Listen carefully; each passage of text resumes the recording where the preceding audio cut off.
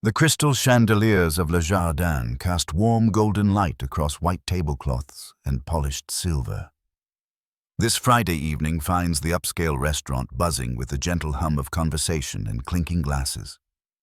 Marcus Williams, 35 and radiating quiet confidence despite his casual polo shirt and dark jeans, steps through the mahogany doors with his wife Sophia beside him. She wears a simple midi dress, her hand intertwined with his, both of them glowing with the unmistakable joy of newlyweds celebrating their third day of marriage.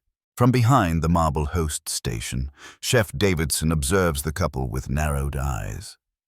His pristine white coat bears his name embroidered in gold thread, and his salt and pepper beard frames a face that has hardened with years of kitchen authority. The sight of Marcus and Sophia triggers something ugly in his expression, a sneer that suggests these particular guests don't belong in his carefully curated dining room. Sarah Martinez approaches with practiced hospitality, her 5 years of experience evident in her graceful movement toward the couple. But before she can speak, Chef Davidson intercepts, his voice carrying across the marble floor like a blade. "I'm terribly sorry, but we're completely booked this evening. Perhaps you'd be more comfortable somewhere more suitable to your style." The restaurant stretches before them with at least a dozen empty tables scattered throughout the dining room, making his lie as transparent as the crystal stemware catching light nearby. Marcus surveys the half-empty dining room with the practiced eye of someone who understands restaurant operations. His gaze moves methodically from table to table, noting the scattered diners enjoying their meals in comfortable casual attire. Jeans, sweaters, business casual. Nothing that suggests the strict dress code Chef Davidson implies exists. "I notice quite a few available tables," Marcus responds calmly, his voice carrying neither aggression nor submission. There's something in his tone that suggests he's documenting this interaction rather than simply experiencing it. And I see other guests dressed similarly to us. Chef Davidson's jaw tightens, his hands clasped behind his back in a posture that screams military precision mixed with culinary arrogance. Those reservations were made weeks in advance by our regular clientele. We maintain certain standards here at Le Jardin, standards that extend beyond simple availability. His eyes rake over Marcus and Sophia with unconcealed disdain. This is an establishment that caters to a very particular demographic. Sophia's grip on Marcus's hand tightens almost imperceptibly. Her background in corporate finance has taught her to recognize power plays and discrimination wrapped in corporate speak. "Could you explain exactly what these standards entail?" she asks, her voice steady but with an edge that suggests she's no stranger to boardroom confrontations. "I think you understand perfectly well what I mean," Chef Davidson replies, his voice dropping to a condescending whisper that somehow manages to carry to nearby tables. Le Jardin has built its reputation serving a sophisticated clientele who appreciate fine dining culture. We simply cannot accommodate everyone who wanders in it off the street. Sarah stands frozen behind her host station, her face flushing with embarrassment and anger. She's witnessed this scene before. Chef Davidson's systematic exclusion of customers he deems undesirable, but never so blatantly, never with such obvious cruelty. Her employee handbook clearly states that discrimination is grounds for immediate termination, yet she knows speaking up could cost her the job that supports her young daughter. Other diners begin to notice the commotion. An elderly white couple in golf attire exchanges meaningful glances. A business dinner at a corner table grows quieter as the participants strain to hear. The sommelier pauses in his wine presentation, clearly uncomfortable with the scene unfolding in his workplace. Marcus draws a slow, measured breath, his business training evident in his composure. "I understand," he says simply, though his eyes never leave Chef Davidson's face. "Come on, sweetheart. Let's find somewhere that actually wants our business." As they turn toward the door, Chef Davidson calls after them with mock politeness dripping from his voice. "Thank you for understanding. I'm sure you'll find somewhere more appropriate for your celebration." The next evening, Marcus and Sophia return to Le Jardin. This time, Marcus wears a tailored charcoal suit that probably costs more than most people's monthly rent, while Sophia's elegant black cocktail dress and pearl necklace announce understated wealth. They've transformed themselves into the image of the clientele Chef Davidson claims to serve exclusively. Yet even dressed to exceed his stated standards, they receive the same cold reception. Chef Davidson's eyes narrow with recognition and barely concealed irritation. "Oh, you're back."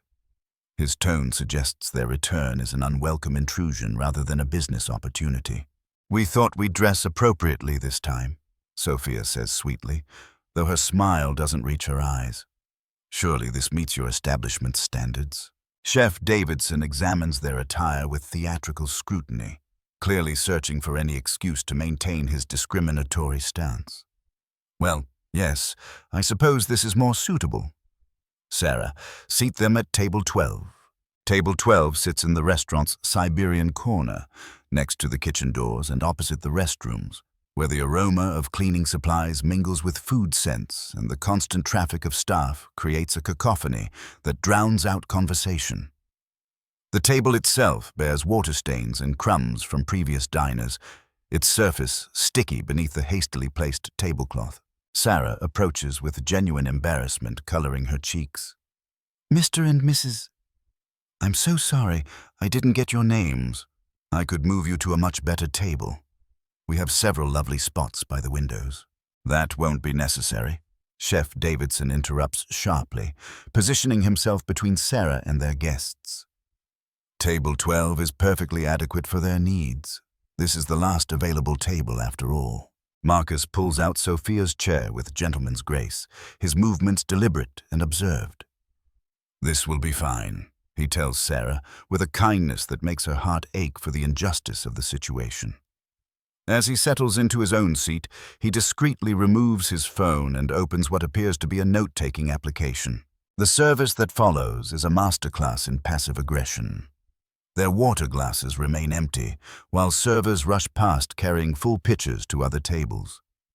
35 minutes pass before their drink order is taken, and another 20 before the beverages arrive. Sophia's wine served at room temperature despite being ordered chilled, Marcus's whiskey neat, arriving watered down. Throughout this ordeal, Marcus continues his discreet documentation. He notes timestamps, observations about service inconsistencies, staff behavior patterns. When their appetizer arrives 45 minutes after ordering, cold scallops that should be served sizzling, he photographs his watch beside the plate. "Honey, look at how they've plated this," Sophia comments, her voice carrying just enough to reach nearby tables. "The presentation doesn't optimize the visual impact, and this wine pairing would never maximize profit margins. The cost structure is all wrong." Her comments, delivered with the casual authority of someone intimately familiar with restaurant operations, cause several staff members to glance in their direction.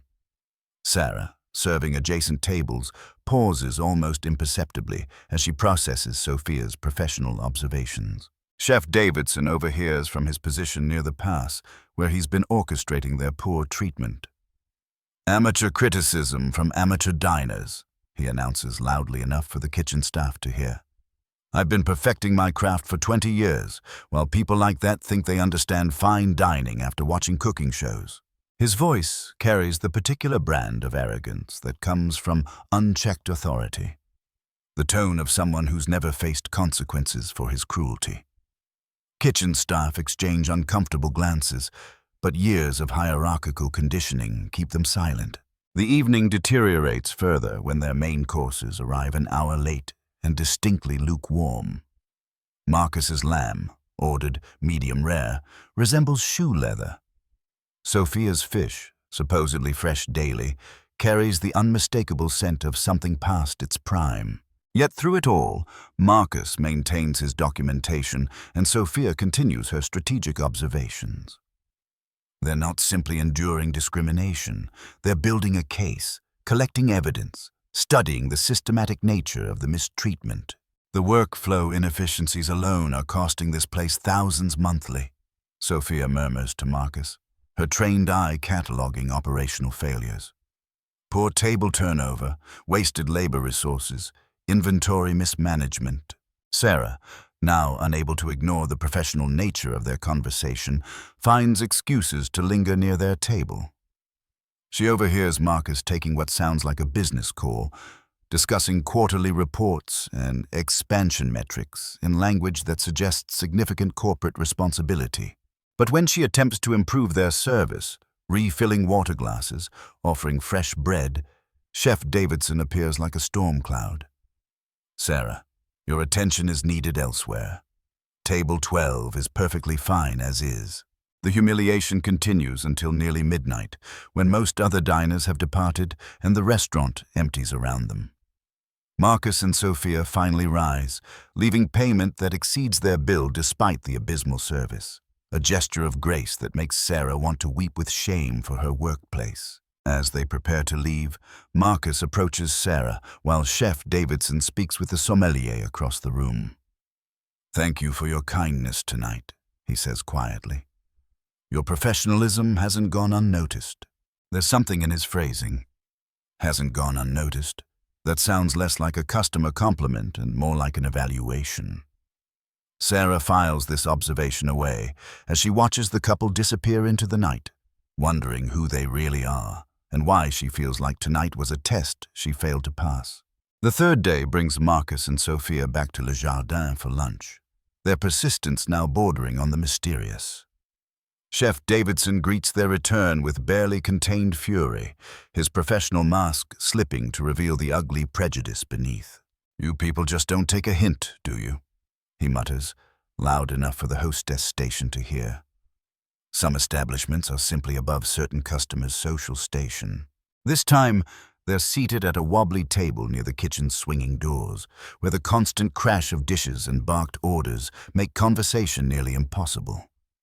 The surface hasn't been properly cleaned, bearing sticky rings from previous diners and salt granules that crunch under their elbows. Marcus seems almost amused by the degrading treatment, his calm acceptance puzzling both Sophia and the increasingly uncomfortable staff. He orders with the confident ease of someone familiar with fine dining, inquiring about wine vintages and preparation methods that demonstrate sophisticated palate knowledge. "The 1997 Barolo you're featuring, is that the Giacomo Conterno or the Bruno Giacosa?" he asks their server, a question that reveals intimate familiarity with prestigious wine producers. The server, caught off guard by the expertise behind the question, stumbles through an uncertain response. This isn't the behavior of someone Chef Davidson has dismissed as an uncultured interloper. Sophia compounds the confusion by casually discussing the restaurant's financial inefficiencies. "This table placement wastes approximately 30% of potential revenue flow," she observes to Marcus. "The traffic patterns create bottlenecks that extend average dining time by 12 minutes per party." Her analysis carries the precision of someone who's studied restaurant operations professionally, not the idle criticism of a dissatisfied customer. Sarah overhears these conversations while serving nearby tables, growing increasingly certain that Marcus and Sophia possess knowledge far beyond typical diners. Their familiarity with industry terminology, operational metrics, and fine dining protocols suggests professional background in hospitality management. During the main course, again delayed and poorly prepared, Marcus's phone rings with an urgent business call. He excuses himself, stepping onto Le Jardin's outdoor terrace, where his conversation carries clearly through the open windows. "Yes, I understand the quarterly projections look strong," his voice drifts inside. "But I need those expansion reports before the board meeting next week. The new locations in Denver and Phoenix are critical to our growth strategy." Sarah freezes mid-service, her tray trembling in her hands. The conversation sounds distinctly like corporate leadership, someone discussing company-wide expansion, board meetings, quarterly projections. This isn't random business chatter. This is executive-level responsibility. "Schedule the management training sessions for all locations," Marcus continues, his tone carrying clear authority. "I want every restaurant implementing the new diversity protocols by month's end. No exceptions." The words "every restaurant" and "diversity protocols" hit Sarah like lightning bolts of recognition. She abandons her serving duties and rushes to the computer terminal, her fingers flying over the keyboard as she accesses the restaurant's corporate website. Williams. Hospitality Group, the parent company that owns Le Jardin and 200 other restaurants nationwide, features prominently on her screen. The executive leadership page loads with crystalline clarity, revealing CEO Marcus Williams' professional headshot alongside his biography detailing Harvard MBA credentials and 15 years of hospitality industry innovation. The photograph matches exactly the man currently sitting at table 12, enduring his third consecutive evening of discriminatory treatment in his own restaurant. Sarah's breath catches in her throat as she scrolls to the chief financial officer listing. Sophia Williams, recognized industry leader in restaurant finance and operational efficiency. The woman who's been analyzing Le Jardin's inefficiencies isn't just knowledgeable about restaurant operations. She's responsible for optimizing them across the entire corporate empire. The corporate website's news section reveals recent coverage of the Williams wedding, featuring photographs of Marcus and Sophia exchanging vows in an elegant ceremony just 5 days ago. They're not random customers who stumbled into Le Jardin. They're newlyweds conducting what appears to be an undercover inspection during their honeymoon. Sarah's hands shake as she prints the executive pages, her mind racing through implications. The CEO and CFO of Williams Hospitality Group have spent 3 days documenting systematic discrimination at one of their own properties. Every slight, every delayed order, every degrading comment has been observed and likely recorded by the people who have the power to shut down Le Jardin entirely. She rushes across the dining room toward Chef Davidson, who's stationed at his usual position near the kitchen pass, surveying his domain with characteristic arrogance. "Chef, I need to speak with you immediately. It's urgent. I'm busy managing actual restaurant operations, Sarah. Whatever trivial concern you have can wait until after service. Chef, please. This is about the couple at table 12. I need to show you something." Chef Davidson glances dismissively toward Marcus and Sophia, who are quietly discussing what appears to be business matters over their neglected entrees. What about them? They're finally keeping quiet and staying in their place. Sarah thrusts the printed pages toward him with desperate urgency. "Look at this. Please, just look." Chef Davidson snatches the papers with irritated impatience, his eyes scanning the corporate leadership profiles with increasing confusion. The recognition dawns slowly, his face transforming from annoyance to puzzlement to growing horror as the implications crystallize. Marcus Williams, Chief Executive Officer, Williams Hospitality Group. The photograph stares back at him with the same calm confidence he's been interpreting as arrogance over the past 3 days. "This is impossible," he whispers, his voice cracking with the first notes of panic. "The CEO wouldn't dress like that. He wouldn't come here without announcement, without security, without—" "They're on their honeymoon," Sarah interrupts, pointing to the wedding announcement at the bottom of the page. "They got married 5 days ago. This is Marcus and Sophia Williams, and we've been treating them like—" The truth hits Chef Davidson with the force of a professional catastrophe. He's spent 3 days systematically discriminating against the CEO and CFO of the company that employs him, documenting every instance of prejudice and operational failure under their observation. His legs nearly buckle as he realizes the magnitude of his situation. Every snide comment, every deliberately poor service choice, every moment of open hostility has been directed at the people who control his career, his reputation, his entire professional future. "Oh my God," he breathes, the printed pages fluttering from his nerveless fingers. "Oh my God, what have I done?" The kitchen staff begins to notice Chef Davidson's transformation from confident authority to trembling panic. Whispered conversations spread like wildfire through the service area as servers piece together fragments of the revelation. Meanwhile, Marcus concludes his phone call and returns to the dining room, where Sophia waits with the patient grace of someone accustomed to her husband's business demands. They resume their conversation with the easy intimacy of newlyweds, apparently unaware of the chaos their presence has unleashed behind the scenes. Chef Davidson attempts to approach their table with some semblance of professional composure, but his usual arrogance has evaporated, replaced by transparent desperation. His hands shake as he adjusts his chef's coat, trying to summon the authority that has defined his career. "Mr. and Mrs." he begins, then stops. Unsure how to address the people whose authority supersedes his own by an unimaginable margin, Marcus looks up from his conversation with Sophia, his expression pleasantly neutral. "Yes, Chef Davidson. Is there something we can help you with?" The calm professionalism in Marcus's voice terrifies Chef Davidson more than any shouting could. This man has spent 3 days absorbing systematic discrimination without revealing his identity, without using his power to immediately halt the mistreatment. The implications suggest a level of strategic thinking that makes Chef Davidson's career prospects look vanishingly small. I wanted to ensure your dining experience has been satisfactory." Chef Davidson stammers, each word feeling like quicksand beneath his feet. Sophia exchanges a meaningful glance with Marcus, her slight smile suggesting they've been waiting for exactly this moment. "Our experience has been quite educational, actually. We've learned a great deal about operations here at Le Jardin. The word operations carries weight far beyond casual restaurant critique.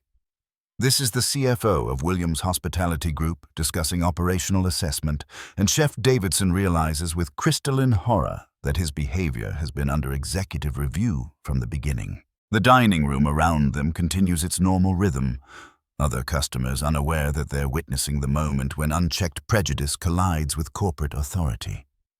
But for Chef Davidson, the world has narrowed to this single table where his professional future hangs in the balance, dependent on the mercy of the people he's spent 3 days systematically humiliating. Marcus rises from his chair with the fluid grace of someone comfortable exercising authority, his movement causing conversation throughout the dining room to gradually diminish. Sophia remains seated, her financial analyst's mind already calculating the operational changes that will flow from this moment. "Chef Davidson, I believe we need to have a comprehensive discussion about Le Jardin's service standards and operational philosophy," Marcus says, his voice carrying the unmistakable authority of corporate leadership. Gone is any pretense of being a casual customer. This is the CEO of Williams Hospitality Group addressing an employee whose conduct has fallen catastrophically below company standards. Chef Davidson's face cycles through shades of pale as the full weight of his situation crystallizes. "Mr. Williams, sir, there's been a terrible misunderstanding. I had no idea." "No idea of what exactly?"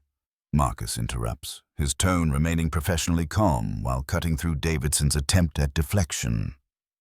"No idea that discrimination is explicitly prohibited in our corporate policies. No idea that every customer deserves respectful service regardless of their appearance. Or no idea that your behavior has been under observation." Sophia stands beside her husband, her CFO training evident in the way she extracts a small notebook from her purse. "We've documented significant operational failures over the past 72 hours, she states matter-of-factly. Service delays averaging 43 minutes above industry standards, deliberate table placement designed to humiliate customers, and systematic discrimination based on racial profiling. The restaurant's atmosphere has shifted dramatically as other diners begin to recognize that they're witnessing something far more significant than a customer complaint. Conversations halt mid-sentence as patrons lean forward, sensing the gravity of the moment unfolding before them. Sarah approaches the table with obvious nervousness, her 5 years of employment suddenly feeling precarious. "Mr. Williams, I want to apologize for—" Marcus raises a gentle hand, stopping her mid-sentence. "Sarah, you have nothing to apologize for. In fact, your professionalism and obvious discomfort with the discriminatory treatment we received demonstrates exactly the kind of character we value in our employees." The relief flooding Sarah's face is visible to everyone watching, but Marcus isn't finished. He turns his attention back to Chef Davidson, whose chef's coat now appears several sizes too large for his diminishing presence. "Chef Davidson, Your employment with Williams Hospitality Group is terminated effective immediately, Marcus announces with the finality of someone accustomed to making decisions that affect hundreds of lives. Security will escort you from the premises, and human resources will process your final paperwork within 48 hours.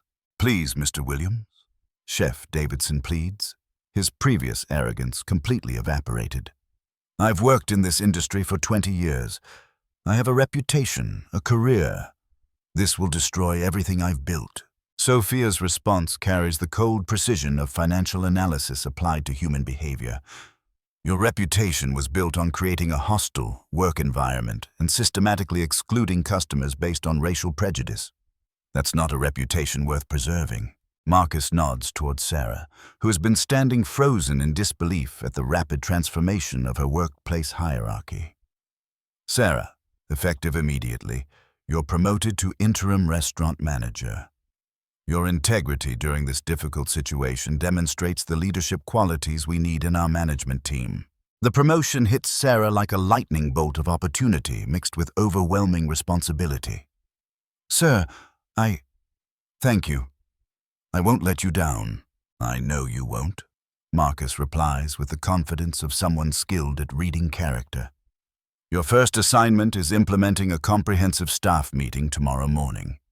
Every employee needs to understand that discrimination of any kind is grounds for immediate termination, and that we're committed to creating an inclusive environment for both customers and staff. As if summoned by corporate efficiency, 2 security officers appear at the restaurant entrance. Chef Davidson's removal happens with swift professionalism, his chef's coat and knives confiscated, his personal belongings packed into a cardboard box, his access to company systems immediately terminated. The remaining kitchen staff watch their former tyrant's departure with expressions ranging from satisfaction to nervous anticipation. Many had endured Chef Davidson's bullying for months, afraid to report his behavior due to his protected status as head chef. Attention, everyone, Marcus addresses the assembled staff, his voice carrying easily through the now silent dining room. I'm Marcus Williams, CEO of Williams Hospitality Group. My wife Sophia and I have spent the past 3 days observing operations here at Le Jardin, and we've identified significant issues that require immediate correction. The staff exchanges glances of recognition and apprehension, realizing they've been under executive review without knowing it. Sophia steps forward, her CFO authority evident in her commanding presence. Effective immediately, we're implementing new protocols designed to ensure every customer receives exceptional service regardless of their appearance, background, or perceived economic status. Discrimination training will be mandatory for all employees, with regular assessments to ensure compliance. Marcus continues the systematic overhaul with the efficiency of someone who's transformed underperforming restaurants before. We're also restructuring the management hierarchy to prevent the concentration of unchecked authority.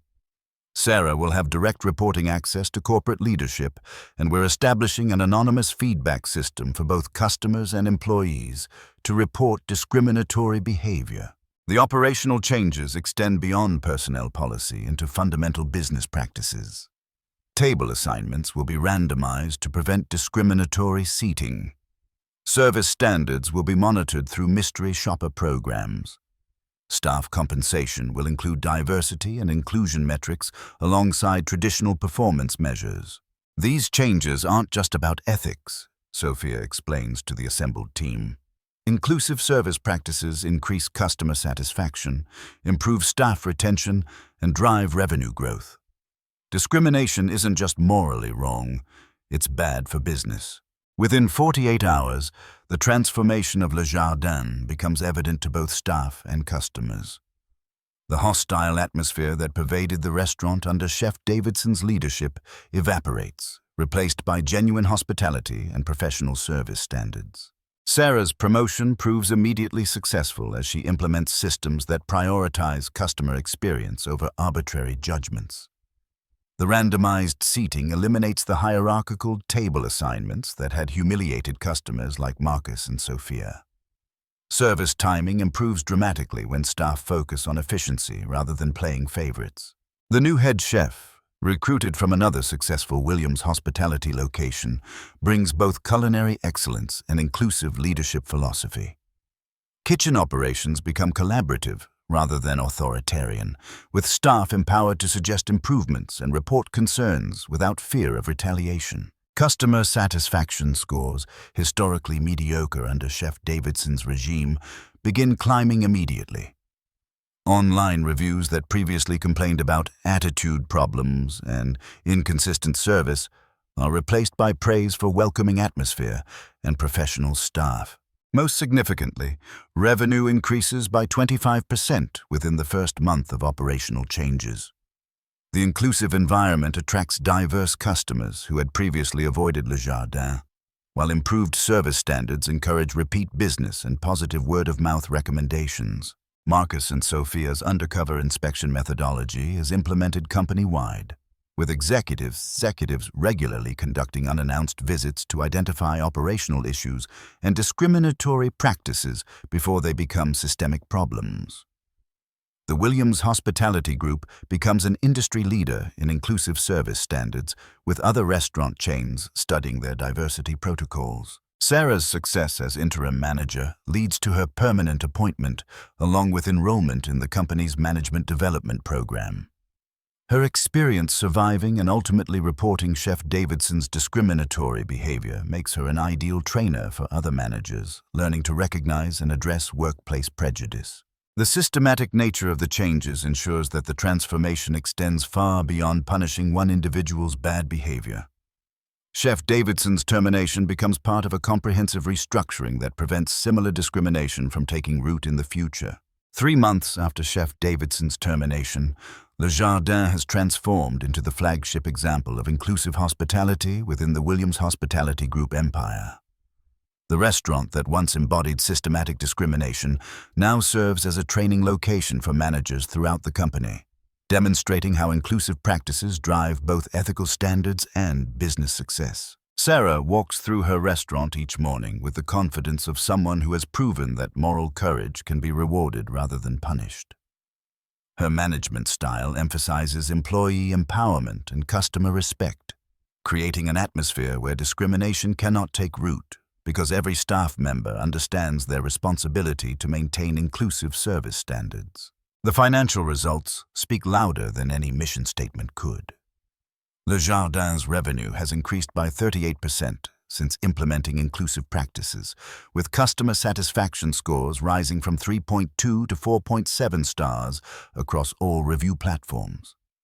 The restaurant that once struggled with high staff turnover now has a waiting list of servers and cooks eager to work in its positive environment. Marcus and Sophia's uncover inspection methodology has revealed similar discrimination issues at 17 other Williams hospitality locations, leading to systematic changes that have affected thousands of employees and tens of thousands of customers.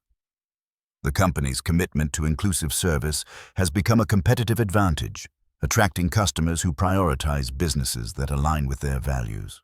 Real change happens when leadership takes responsibility for creating systems that prevent discrimination rather than just punishing it after the fact. Marcus reflects during a company-wide video conference with all restaurant managers. Our success proves that inclusive practices aren't just morally right, they're strategically smart.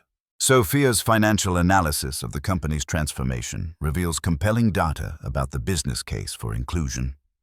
Restaurants with inclusive service practices show 22% higher customer retention, 31% lower staff turnover, and 43% better online reviews compared to locations with documented discrimination issues. She presents to industry conferences, making Williams Hospitality Group a model for corporate social responsibility. The story of Le Jardin's transformation has spread far beyond the restaurant industry, becoming a case study in business schools and diversity training programs. The narrative demonstrates how individual acts of discrimination reflect systematic failures that require comprehensive solutions rather than isolated punishment. Sarah's journey from fearful employee to empowered manager illustrates the importance of creating safe channels for reporting discrimination. Her willingness to document and ultimately expose Chef Davidson's behavior became possible only when she realized that corporate leadership genuinely supported inclusive practices over protecting problematic employees. I learned that staying silent about discrimination doesn't protect your job. It protects the system that makes your workplace toxic, Sarah tells audiences at hospitality industry conferences, where she now speaks about inclusive management practices. Speaking up was scary, but staying silent was scarier because it meant accepting that discrimination was just part of the job. The ripple effects extend throughout the communities where Williams Hospitality Group operates restaurants. Local business organizations have adopted similar inclusive practices after witnessing the company's success, creating a broader movement toward discrimination-free service industries. Employee testimonials from across the Williams hospitality empire reveal the personal impact of systematic inclusion efforts.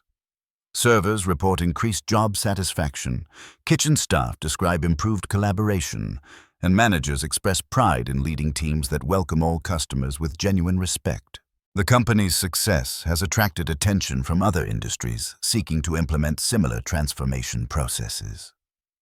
Manufacturing companies, retail chains, and service organizations study the Williams model for eliminating discriminatory practices while improving operational efficiency.